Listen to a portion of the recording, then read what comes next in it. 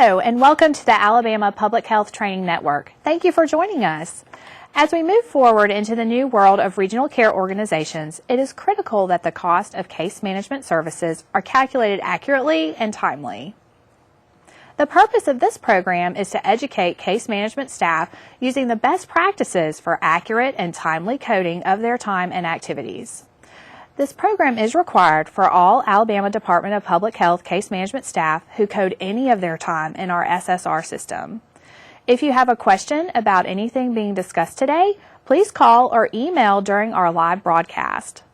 The phone number and email address are on your screen now and will appear again later in the program. Also, handouts are available online, and a link to the post-test and LCMS will be posted after the program. You will need to register for this program in order to access those materials. This program will also be posted on demand if you have questions in the future and would like to review any of the material at a later date. I'm Meredith Adams, Director of Social Work for the Bureau of Family Health Services, and with me today is Renee Carpenter, our State Social Work Director.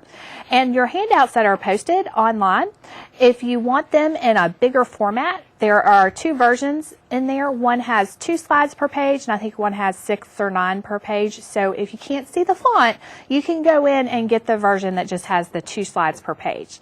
And please remember that after our program today, we will be posting a link to the quiz.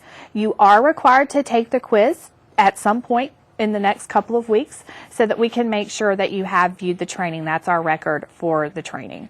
So, and again, if you have questions, please don't hesitate to call or email us during the broadcast. And I'm going to turn it over to Renee now. Thank you, Meredith.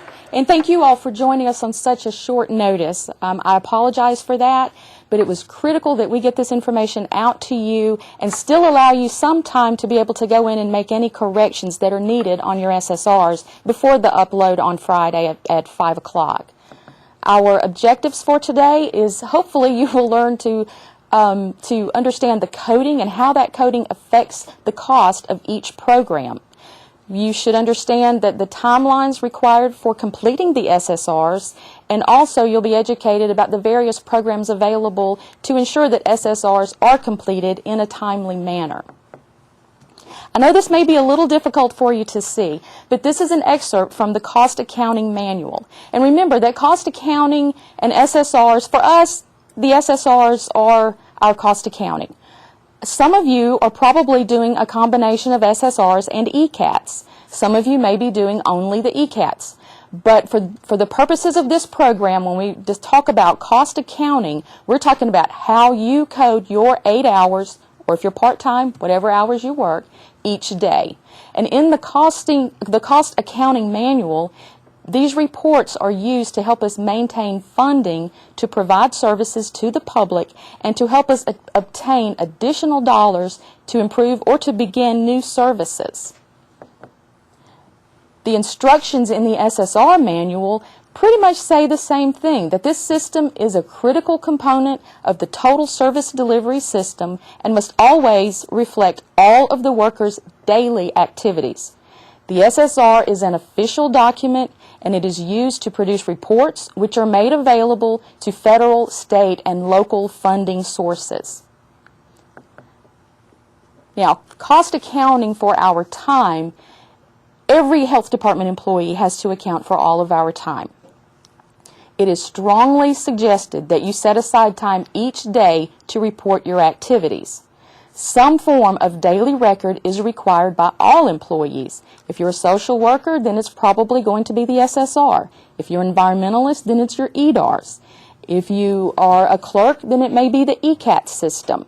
But whatever the cost accounting is, it is critical that that be completed on a daily basis for accuracy purposes. The very first step in the SSR manual says that case managers or care coordinators are required to key SSR entries in ACORN daily. Now we know that in the real world there may be times when that can't happen. If you have a sudden illness or if your child has a sudden illness and you have to leave work quickly, then you may not be able to complete your SSR. There may be times when you finish your work day in the field.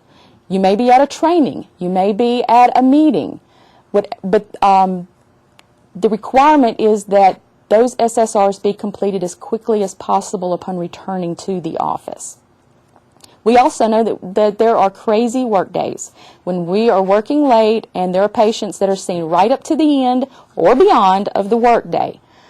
There are also emergency situations. That could be a power outage. It could be the office is shut down for some reason. There could be a gas leak. There could also be emergency situations with our patients. Many of you have had to deal with suicidal patients, or you've had to deal with domestic abuse cases. Those take priority over the SSR being entered on a daily basis. We always take care of people first. So what happens when the SSRs cannot be entered daily? As I said before, the expectation is that the SSR or the ECATs, if that's how you code your time, must be completed as soon as possible upon returning to the office, but no later than the documentation timeline for the corresponding program. Remember, documentation is not complete until the SSR has been entered. And what we mean by the documentation timeline is there are times when the documentation may be required within 5 days. For example, Plan First. The documentation timeline could be 3 days. That would be your Medicare Home Health. Some of the networks also require a timeline of 3 working days. So whatever the timeline is for that particular program, the SSR must be entered using those timelines. How can you determine if you don't have all of your hours in? If you have entered even 5 or 15 minutes worth of time on any given day, if you don't complete that day, then you will automatically be sent an email. I believe that comes from Darlene Smith. And it's an automatic email. Please don't respond to it. It will not go to Darlene. Yes, I actually got one of those one time. A worker had pulled up my name and had entered her SSR under my name in the Acorn system. So the next day I came into work and I had this lovely email telling me I hadn't coded enough time into the SSR. It's like, well, I don't do the SSR. So I called Darlene, and Darlene says, well, somebody did something. So I had to go in and figure out who the worker was and got in touch with the worker and said, hey, I think you accidentally pulled my name for your SSR. So they had to go in and get that fixed. So the email does come, and it showed up the very next day in my case. So it's a good little reminder tool. And she probably received an email saying she didn't have all of her time coded. Probably so. So that's one way to know. Another way to determine is if you look on the left-hand column of your Acorn, there is a section that says Daily SSR. If you click on Daily SSR and you don't have all of your time in, you will get a pop-up box, just like the one that's at the bottom of your screen, telling you how much time is needed and also how much time you have. So it's dummy-proof at this point. The third way is you can go to the section that is SSR weekly totals. Now, one caution there, if you look at the pop-up box at the bottom, on the left-hand side you will see a date. That is the first day of the week. That may or may not be the day that you entered the SSR, so don't let that fool you. But that's another way to determine if you have all of your time in for a week. You should see a 40 out there where that one says 0.42. You should see 40 at the end of a full work week. And of course, the old standby to check your SSRs would be simply to go in and click on the SSR report. You will get a notice of your total time.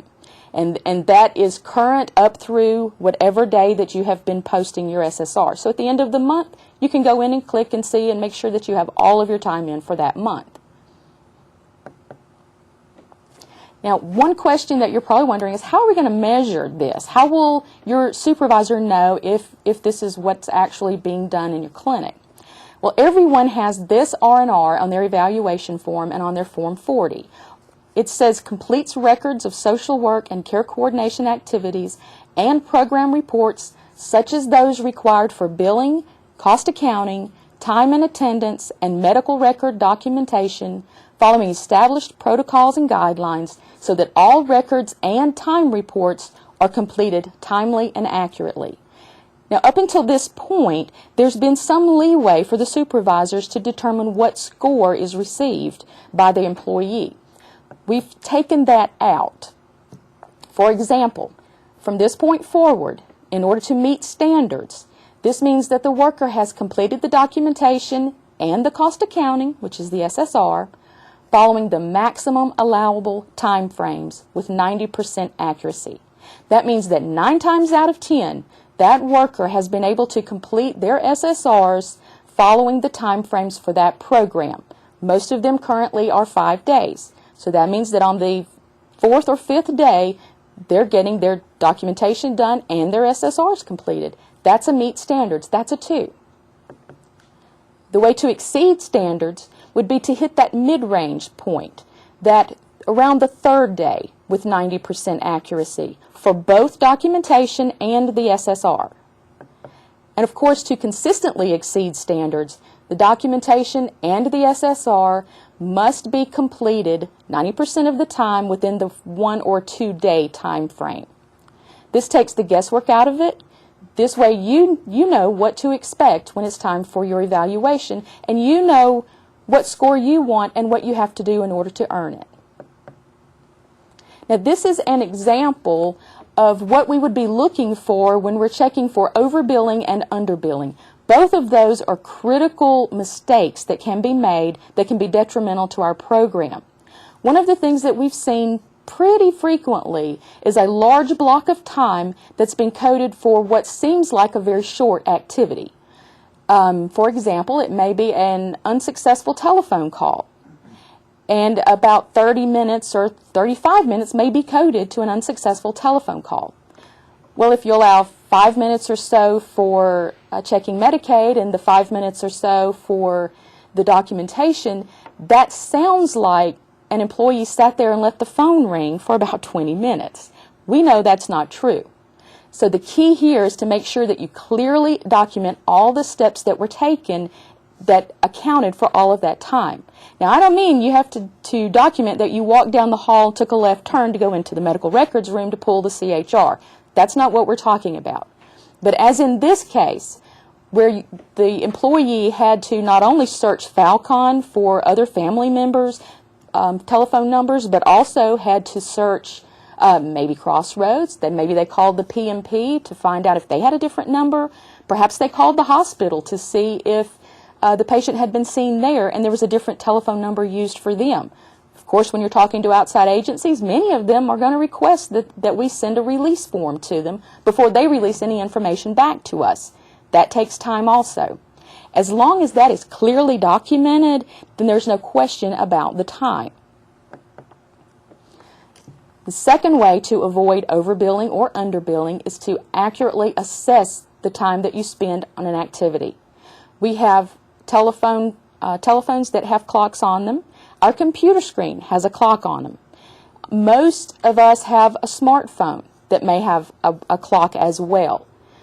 The key here is to make sure that we complete that SSR at the same time that we do our documentation, and that way there is no question of how long it took.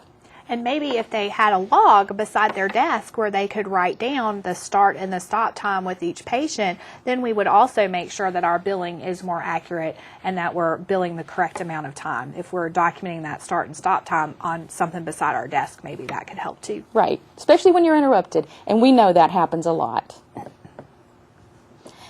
Another place that you can utilize in order to make sure that what you're doing is accurately documented is the notes section on the SSR.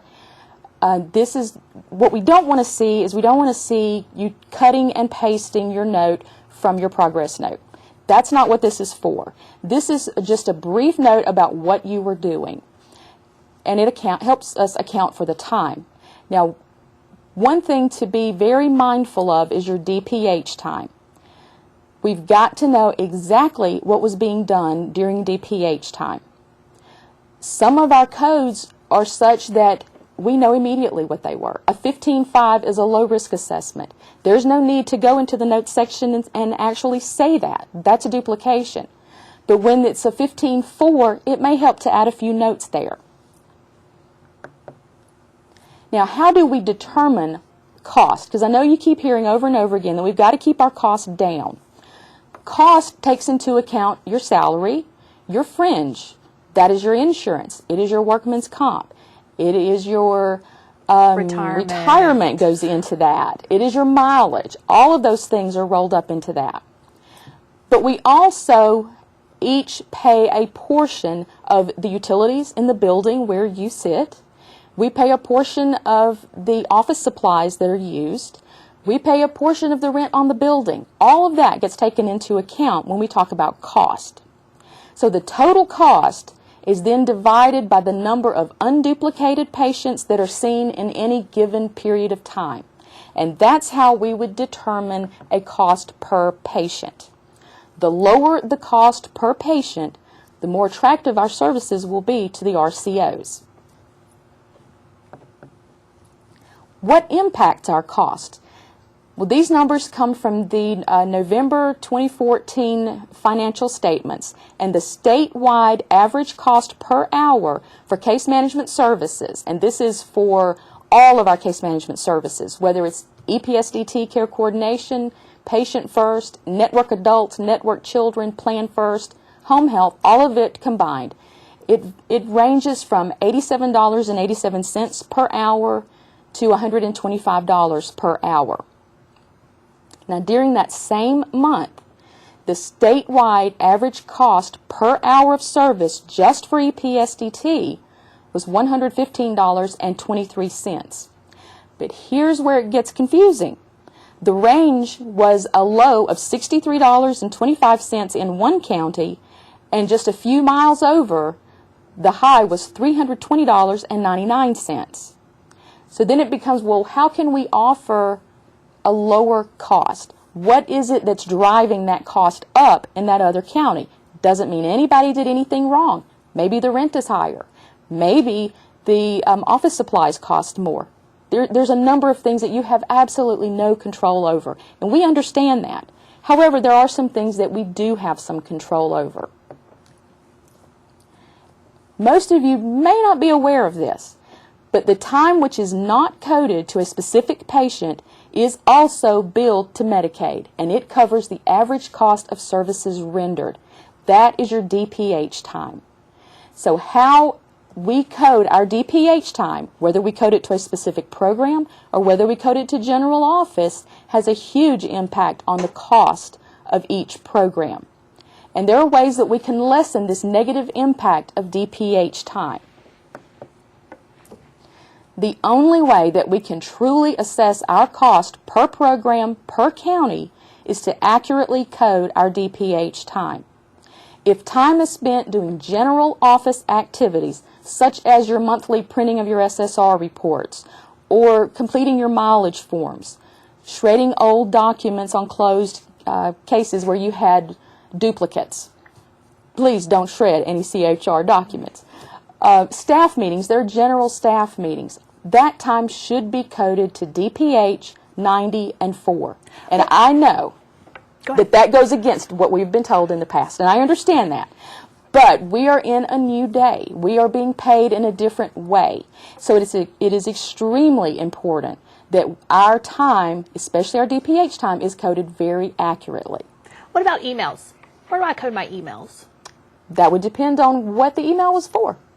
If it was just a regular email, so would I just do that to this general office code? To general office, yes. Okay. That's right. The benefit of coding the general office code instead of coding it to a specific program is that it spreads the DPH cost across all the programs that you bill to. For example, if a family planning worker has a caseload that's made up of half plan first and half patient first, then that patient first time is further divided between adults and children. Then when she codes time to DPH, which is just general time, if it gets coded to the 90 code, then the cost is automatically spread among those programs. Half of it will go to plan first, 25% to patient first adults, 25% to patient first children. That way one program does not assume the cost when actually the cost should have been incurred by all the programs the person worked in. Now, there are times when it is very appropriate to code DPH time into a specific program. For example, when you're working on the flip list for Plan First, that has nothing to do with Medicare Home Health. It has nothing to do with Network Patient First. That's when we really should code DPH to 15.4. That way, all of that cost goes into that program, and at the end of the day, we get an accurate cost for the program. Meetings such as general staff meetings are not specific to a particular program, and these should be coded to DPH 90 and 4. Now, some key points that I want you to remember is SSRs and ECATs must be entered daily or upon return to the office the following work day. The absolute last day to enter SSRs is the date the documentation is completed. There is never a reason for an SSR to be completed days or weeks later than the documentation. It's critical that we do those SSRs at the time that we complete the activity or at the time that we complete the documentation for the activity. If you have a block of DPH time, then make sure that you utilize the notes section to explain what you're doing during that block of time. If you're coding it to the general office code, don't just write general office in the notes section. That doesn't tell us anything. We have no way to defend that time. Be more specific about what you are doing. We've got to know that information. If you code it to a particular program, write in the notes how that time was spent strictly on that particular program. Maybe it was a network staff meeting and you coded that block of time to the network. That's perfectly acceptable. That's exactly what we're looking for. We must clearly and concisely document our activities in order to justify our billing. Overbilling and underbilling are both detrimental to our success. What we have to remember, and this is key also, is make sure that you go back and double check that your SSRs match your documentation. If you have a block of DPH time at the end of the day, that's a good time to go back and make sure that everything is in place so that it's accurate. The lower our cost per patient per program, the better our chances of playing a key role in the RCOs. Accurate and timely coding and documentation are critical if we are to remain a case management provider. We have got to make sure that what we are doing is coded accurately so that the cost is accurately captured. Many of you know John Weibel, or you have seen him on some training, and he is well known for this statement and is so true. If it isn't documented, it didn't happen. We all learn that in school. But he goes a little further with it. He says the way that it got documented is the way it happened, regardless of the way it happened. Our documentation will outlive us. The record is permanent. That includes our SSRs, our cost accounting. We've got to make sure that they are accurate and timely. So Meredith, do we have any calls or any questions? We do have a question. Okay. This question is from Barber County. It says, if traveling from one site in a county to another site in the same county for family planning clinic, what would you code that travel time to? Would I bill to family planning since I'm traveling to that location for family planning annual appointments to reassess? I think the answer would be yes to that. You would code it to family planning because that is strictly what it is for. That's it. That's all I have. Now's the time, if you have any questions, to please go ahead and call in or email us with your questions. And we'll give it a few minutes. There's our phone numbers. If you have any questions after this is over, please feel free to contact us. We'll be happy to answer those questions for you. We're not going to hold you unnecessarily because I know you've got patients to see. I feel like I hear the Jeopardy music playing. They don't give you much time on Jeopardy. No, they don't. No. Okay, well, if there are no other questions, thank you for joining us. We appreciate all that you're doing out there for for the citizens of the state of Alabama and for taking care of them. We appreciate it. Thank you. Thank you. Have a good afternoon.